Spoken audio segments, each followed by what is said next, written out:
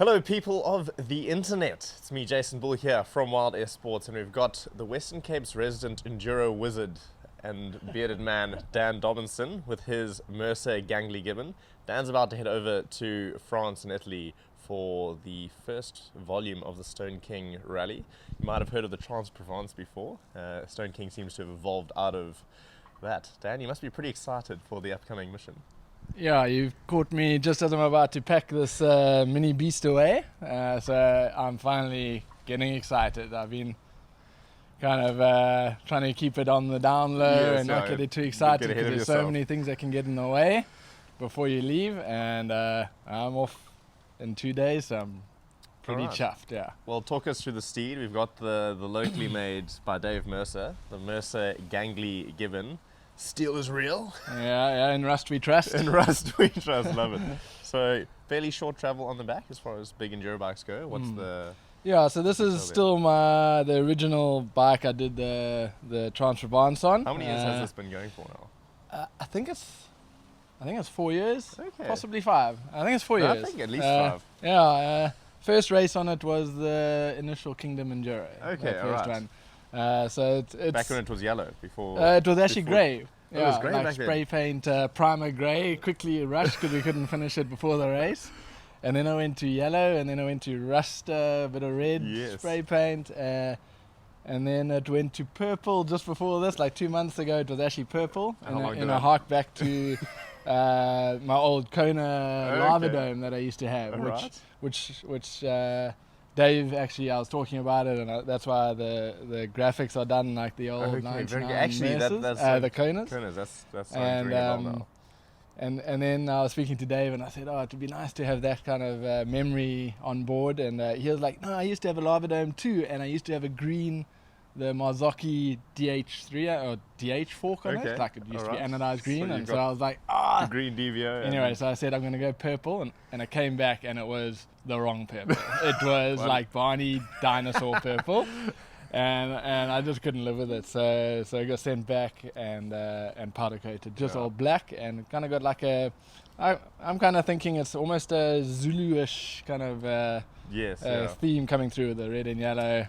Obviously the green fork is atrocious, but it's part of the package. The bike's got a bit of a stealth look, which I think is appropriate, especially given your last TP appearance, when it sounds like everyone was a bit unsure, like who's this oak pitching up on this steel bike, and after day 1 or day 2 they were like, so Dan, what bike is this that you... it's always quite entertaining as everyone walks past it, and then they start going and they start asking the questions. It is a bit undergunned. It's 120 mils or so, Dave tells me on the back. I haven't actually measured it myself. Bit of a vertical, I would say, flex, but the buzzword nowadays is compliance, because that's better than flex, apparently. You know. Sounds intentional when you say compliance. Yeah, exactly. These seat stays do bend, which a lot of the brands are now doing on the shorter travel bikes. I'm running it this year at Stone King. I'm running it at 150 mils instead of the 160 I did at Trans-Provence. I'm just too lazy to change it to 160 at this time. That's what it is now.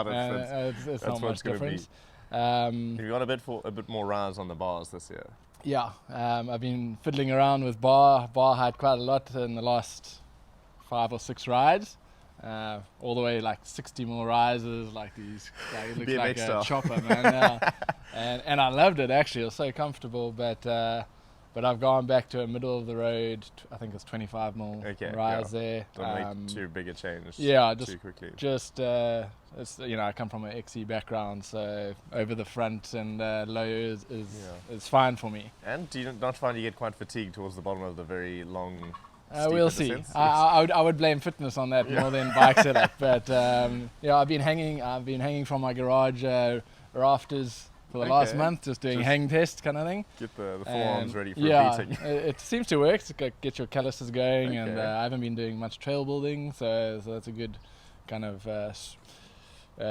gap filler, while I'm not doing that. Fair enough. And the design philosophy that Dave goes with for his bikes, the steel, as you said, there's a bit of compliance in there. What's the general feel of the bike? Yeah, it's the I just love the feeling of steel, the flex that you get, and the grip you get out of that flex. I really think it's a huge benefit to my style of riding, and I think if you get used to it, you can utilize it.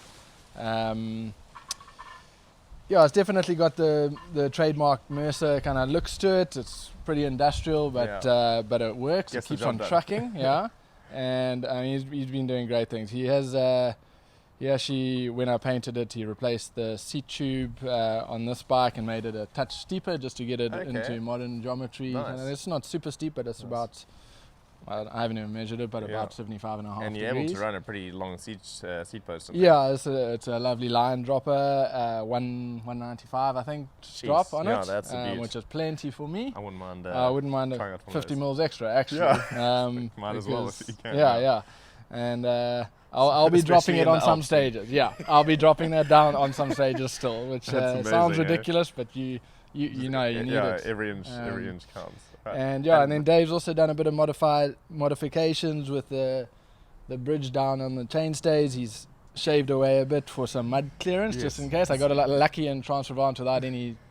Well, it's too much mud. Yeah. And But you had quite a skinny tyre on last and time. I had so it, it was a little aggressor, and it was I was pretty shocked when I saw the size of tires coming out of everyone else's race on everyone else's bikes, and I was like, what have I got myself Maybe into? And maybe I'm a bit underground. on those steep, those 20-30%, just 4-line trails, sometimes you can't keep up. Yeah, every ounce of traction Yeah. is gonna So I'm running a Minion DHR. It's not this time. I'm going to have a double down when I arrive in Europe, because it's with a that's a good Vittoria insert on there. Okay, the airliner. That airliner is awesome. I ran it I've been running it for 3 years, and it gets you down to the bottom of a stage if you do puncture. Yes, Protects the beautiful south rims that I have. Yeah. And the carbon rims, they've been trusty over the years. Just loving them. They are beaten and trashed, and they just keep on Rock going, solid. man. Yeah, and they're just amazing. Actually, that's where I like my stiffness to be, coming out of the wheels, just for that directionality. And I don't mind the rest of the bike flexing a little bit. Bending around on the off cambers and Exactly. Yeah. It looks like roughly a size large frame. Yeah, I think it measures up at a 19-inch, I guess, or large. 475 reach, which is, I don't know, it's not super long or anything, but I seem to get along with it. Yeah. And 430 chain stays, which I think is just average nowadays. I'm not too sure. Everyone seems to be going longer now. Yeah. But I like that poppiness. It's super supple. The small bump sensitivity on the back end is phenomenal. So it's on all the less gnarly trails, it just tracks just beautifully, which is what I ride up here on Devil's Peak a lot. And forms are still feeling our mission. And Stone King Rally is very similar to that narrow, natural kind of trail where you're just wanting it to track all the time, and it doesn't have any huge drops or jumps necessarily, unless you go off track. Sometimes there's a few walls that pop up, and you're like, well. But generally you want wheels on the ground. And wheels on the ground, playing it safe. This bike, I think, is the kind of perfect medium for that. Carrying tools on the bike or on your body as well. How are you managing that? So when Dave built this, I managed to convince him to put 2 water bottles cages in the frame, which is awesome. It can actually fit 2 large water bottles if you get the right one. Awesome. Thanks Revolution, shout out to them for providing those nice water bottles. So carry most of my water on there rather than a Camelback.